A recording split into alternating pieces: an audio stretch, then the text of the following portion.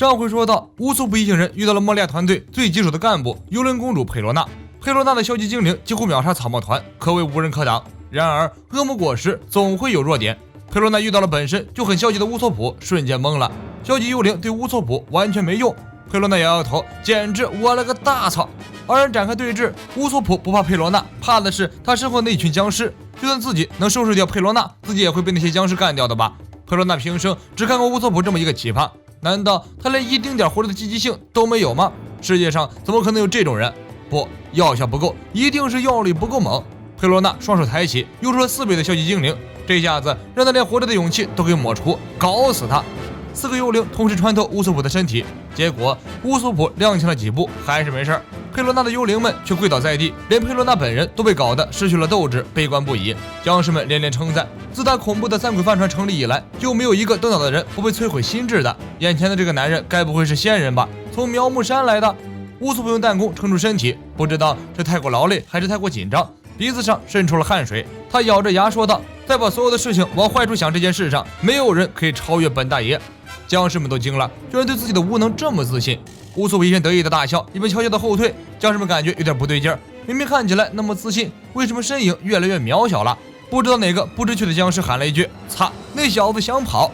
其他僵尸闻声立即追了上去。乌索普举起大弹弓，这就是你们逼我的了！一顿乱射，将严厉射进了僵尸们的嘴巴里。其他僵尸学到了，捂住嘴巴对抗乌索普。乌索普见一招不成，转身开溜，僵尸们随即追了上去。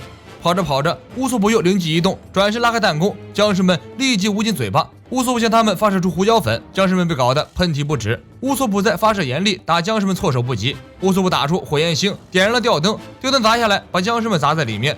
佩罗娜见乌索普太难对付，只好逃开。乌索普紧随其后，库马西则紧随着乌索普之后。这只倒霉的玩具熊看起来蠢萌蠢萌的，没想到攻击力这么强，把乌索普追得四处逃命。弗兰奇3人跑到半路，山珍和2人道别去找娜美。弗兰奇和索隆继续赶去布鲁克那里去支援。此时，布鲁克和龙马激战正酣。布鲁克担任了将近100年的手速，最终还是败下阵来，被龙马一剑击退。龙马劝布鲁克投降，承认自己失败又能怎么样呢？布鲁克大口喘气，虽然也不知道他没有肺部，气从哪儿来的。喘了几口气后，布鲁克坐了起来。龙马顿了顿，大概是厌烦了布鲁克这5年来的不断挑战，耐心磨没了。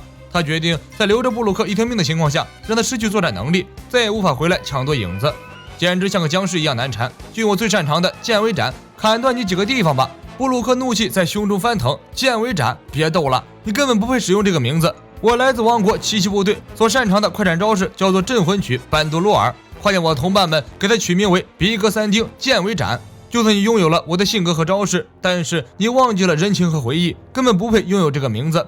龙马呵呵笑了笑。如果你始终认为自己是王牌，那你就来试试破了我这个冒牌货的剑术吧。龙马手中武士刀微动，冷声道：“这是你最后的机会了。”布鲁克缓缓站起身，稳住身形，接着举起细剑，慢慢走向龙马。龙马也一步步走来，布鲁克的头骨上渗出汗水，两人擦肩而过，同时低语道：“但是明显龙马的刀更快。龙马武士刀入鞘，沉喝一声：“布鲁克哀嚎一声，倒在了地上。那一刻，布鲁克脑海中回放着和拉布在一起的时光，长叹一声：“我好寂寞呀！”龙马上前扳起布鲁克，薅住布鲁克的爆炸头，刀锋一转，对准了布鲁克的发根。杀人没什么意思，还是直接诛心吧，就先从头发开始。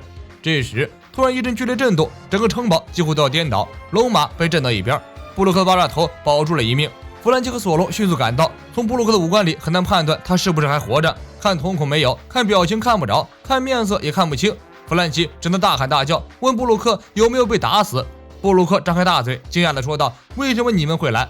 龙马跳过来，提刀刺向弗兰奇，索隆拔刀挡向龙马，抬起头微微一笑：“你就是那个很久以前传说过砍杀过龙的武士吗？我早就想会会你了。”龙马发起试探性的攻击，索隆则拔出另一把刀，将龙马挡了回去。布鲁克直呼牛逼，以他和龙马交手的经验来看，这是个相当厉害的高手，能打中龙马的人绝对不是等闲之辈。弗兰奇点点头，证实了布鲁克的猜想，他可是一个十分厉害的海贼剑士。如果你的资源允许，我想他一定会替你找回影子的。布鲁克求之不得，恳求索隆帮忙夺回影子，而索隆的注意力只有龙马手上的那把武士刀。你那把刀看起来很好吗？龙马笑了笑，好眼光，这可是大快刀21弓中的一把，名刀秋水，没见过吧？索隆咂咂嘴，原来是大快刀21弓，这可真是碰上好东西了。只要是武士都想要这种名刀吧？不错，你那把刀就给我用吧。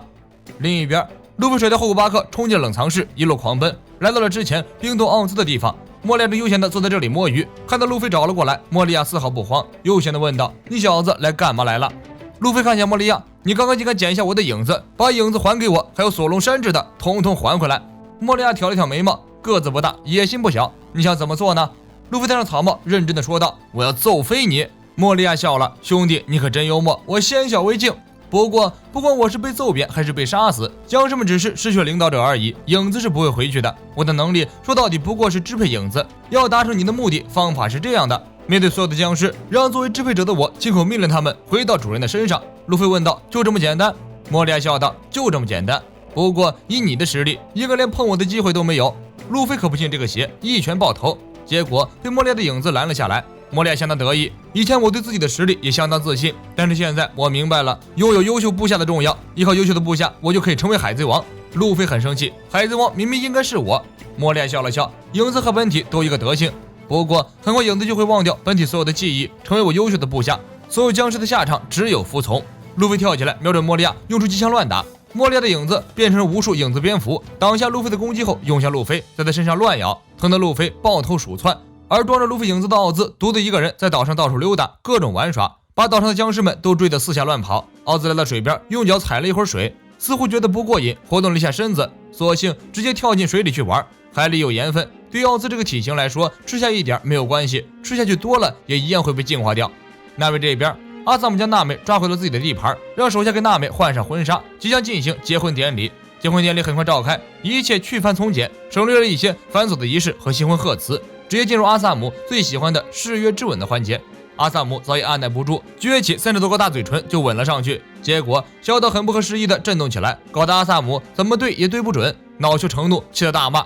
属下来报，之所以突然出现震动，是因为那个特制的巨型僵尸随意摆动岛船，恐怖的三轨帆船被卷入了奇怪的海流，此时正在漂流，因此产生了晃动。阿萨姆立即派出僵尸将军们出去查看。奥兹不愧是放了路飞的影子，一点也没有让人失望，在岛上到处搞事情。此时他正在不动滑轮，扰乱岛船的航向。僵尸将军们找了出去，喊停了奥兹，扬言要砍了他。奥兹瞥了一眼他们，下一秒突然消失。僵尸将军们四处乱找，奥兹从空中坠落下来，一招从天而降的拳法轰下来，眨眼间就将这些将军们给打团灭了。阿萨姆听到这个消息，整个人都石化了。僵尸将军可是岛上最强的僵尸军团了，刚派出去没有5分钟被团灭了，而且还是被自己人打团灭的，这也太扯了。奥兹不是站在我们这边的吗？总对自己人下手这么狠，我们难道不是家人吗？属下摇摇头，就因为是家人，下手才要狠一点，毕竟宰这个字用在家人身上更合适。山治终于找到了教堂，一山不能容二虎，尤其是2个色逼公老虎。山治和阿萨姆的大战简直就是宿命对决。山治飞奔过去，一脚踢飞了婚礼的主持，将娜美稳稳接在手里。看到披着白色婚纱的娜美，山治神情都恍惚了。阿萨姆在后面嚷嚷道：“不管你对她有多执着，她已经是我的新娘了。”这一句话成功激怒了山治。山治放下娜美，点燃一支烟，深深抽了一口。人啊，还是不要太不自量力，把你的这个包子脸好好做个整容手术吧。山治一脚将阿萨姆踢飞。阿萨姆和周围的僵尸都傻掉了，因为改造手术的原因，阿萨姆的身体被改造成了充满野性的身体，而且足足有300公斤重，被山治轻松一脚就踢飞了，太夸张了吧？阿萨姆伸手攻击，山治弹开他的双手，接着一脚踢中他的下巴，跳起来一顿猛踢。你就是那个隐身人吧？在岛上乱舔罗宾小姐的人是你吧？在浴室里看光了娜美小姐的人是你吧？什么结婚啊？你就是想趁人之危，看我不把你踢个稀烂，做成肉饼。阿萨姆实在是刚不过山治，只有隐身躲避。山治用无所不给的盐丢在周围，一下子就锁定到了阿萨姆，飞起2脚将他踹翻。阿萨姆被山治打得怀疑人生，这小子这么厉害，难道没有被悬赏吗？山治的查克拉再次爆发出来，整个人差一点就要爆炸了。接下来山治就要对阿萨姆下死手打了。用山治的话来说，2人还有一段恩怨要了结。